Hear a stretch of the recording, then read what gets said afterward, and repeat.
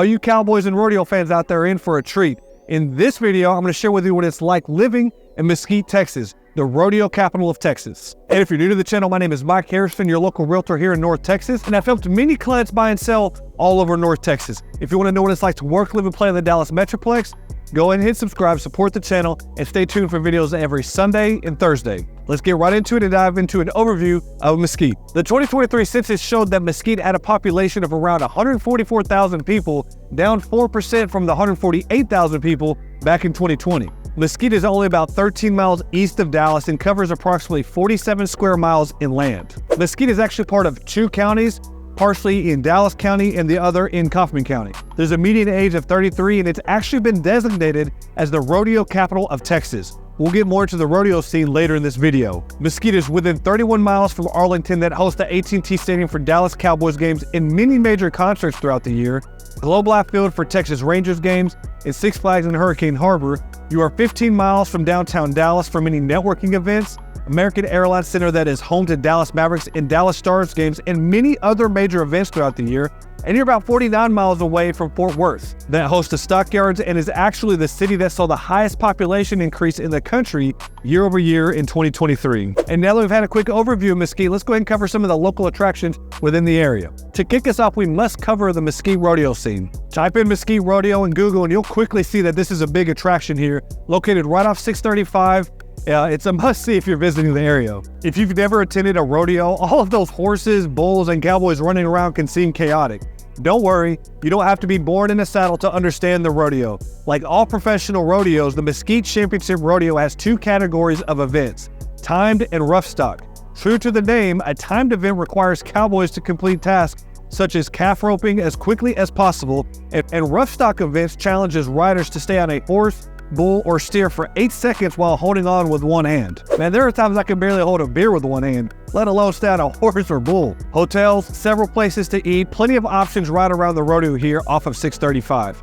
Opening weekend this year in 2024 is on June 1st. It was awarded the Small Rodeo of the Year in 2020 and happens every Saturday from June 1st through August 31st. Kid tickets are only $10 if you want to take them out as well. General admission for the events can start around $10 to $15. Reserve seating for Mesquite Championship Rodeo can begin around $45 and can get up into the $150 range, and seats near the chutes will always be more expensive. And while Mesquite doesn't necessarily have a ton of attractions within the city limits, to me, Mesquite's location is pretty convenient as you're only about a 15-mile drive to Dallas for all your downtown Dallas nightlife options, including the unique dining, clubs, Dallas Mavericks and Dallas Stars games, and major concerts held downtown every year. But if you're like me and you're more to the lake vibe, then you're only a short 11-mile drive to Rockwall, Texas to check out Lake Ray Hubbard. We mentioned Lake Ray Hubbard's here. This is a lake that spans over 22,000 acres of shoreline. This lake is great for fishing, skiing, relaxing, and recreational boating. There are numerous parks located around the lake, nice beaches, hiking and biking trails,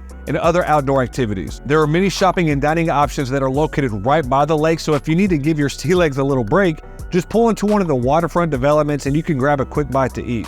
Personally, I used to live right off Lake Ray Hubbard. Lake Ray Hubbard was my backyard basically when I was one of like 6 roommates over there close to Rockwall. I had a great time. I was spending way too much money though for a broke 20-year-old. And if you haven't heard of the harbor, this is on the eastern shores of Lake Ray Hubbard and is an incredibly well-designed commercial development full of shops and dining. This area has a great view of the lake from its walking paths and restaurant patios. On top of the shopping and dining, you also have a movie theater here, a Hilton hotel. It's one of the best day getaways in Dallas. You even have shared office spaces over here if you're working remotely.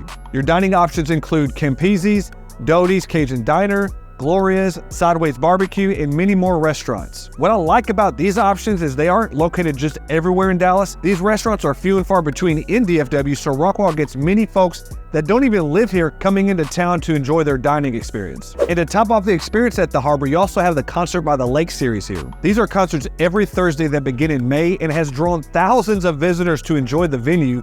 Bring a lawn chair, blankets, beverages, or even bring your own beer, or just BYOB. And the best part about it, it's literally right off the lake. The lake is the background view of the concert scene here, creating a great vibe and overall experience. So again, living in Mesquite means you're a short 15-mile drive to Dallas, and another 15-mile drive or 15-minute drive over there to Rockwall. Now, to be honest and transparent, we must address the lack of public parks and recreation we have here in the not so trendy downtown scene. Again, no way to really dress this up. The parks in Mesquite aren't that impressive. If you want a more parks and rec type environment or experience, you're going to want to check out Garland or Rockwall. Unfortunately, even if you look on Google, you'll see the Parks and Rec department has a 3.3 out of 5-star rating over there in Mesquite. As far as there not being a great downtown scene, this is another topic where you'd be way better off checking out Garland or Rockwall for their downtown scenes, especially Garland, and we'll highlight that in a separate video. Mesquite's downtown is pretty non-existent, unfortunately. So if you're one of those buyers that bases their next move around an up-and-coming downtown area filled with boutique shops and unique restaurants,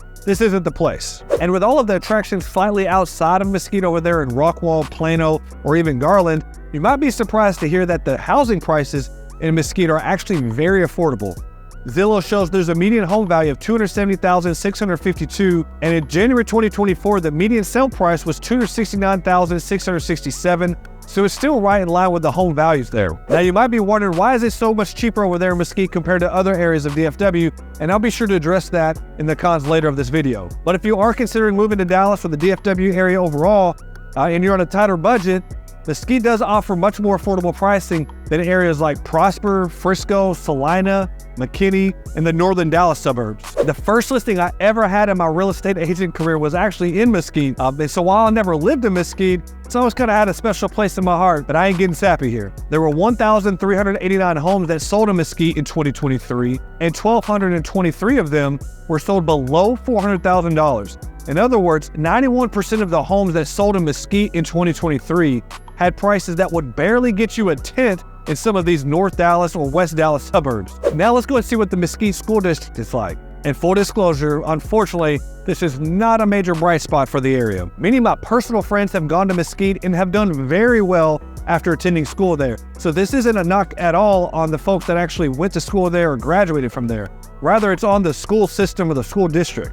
Hell, if you watched some of my videos in the past, you know where my two youngest kids go to school, and that school district could use a ton of help. The Mesquite School District could just use some improvements, particularly with their academic programs, teacher reputation, and administration reputation. Niche.com gave a B+ to all of these categories, and that is below the A, A-, or A+ many North Dallas suburbs received from Niche.com. Mesquite ISD has nearly 39,000 students, 5 high schools, 10 middle schools, and 33 elementary schools. I guess you could say the silver lining of Mesquite Schools is it does have a pretty well-known athletic program. Many of the student athletes that have gone to Mesquite have gone on to compete from Division I to Division III schools, JUCO, and sometimes even make it to the pros. Quincy AC, Jason Jennings, Joe Bowden, Taylor Gabriel, and Terrell Brown are probably the most well-known to come out of Mesquite Schools to play pro basketball, baseball, and football. But back to academics, no way to slice it. They need a lot of improvement. And again, keeping it a buck here, onto the not so bright spots of Mesquite, and that's going to be the bad crime rate we have there.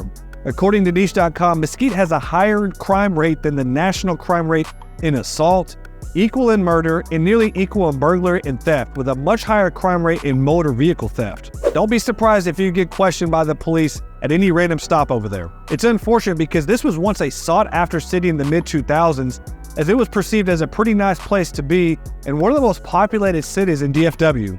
But if you notice at the beginning of this video, I mentioned the population has actually gone down since 2020, which is completely opposite of the trend compared to most of the DFW Metroplex. So guys, this is going to close us out on living in Mesquite, Texas. If you made it to the end of the video, thank you so much for watching. I truly appreciate it. Do me a favor, go ahead and like the video and subscribe to the channel. If you ever have any questions about Mesquite, would like a tour of any of the homes nearby, please don't hesitate to reach out to me. All of my contact info is pinned in the top comment below. And lastly, if you want to see what another great North Texas suburb is like, check out this video by clicking here.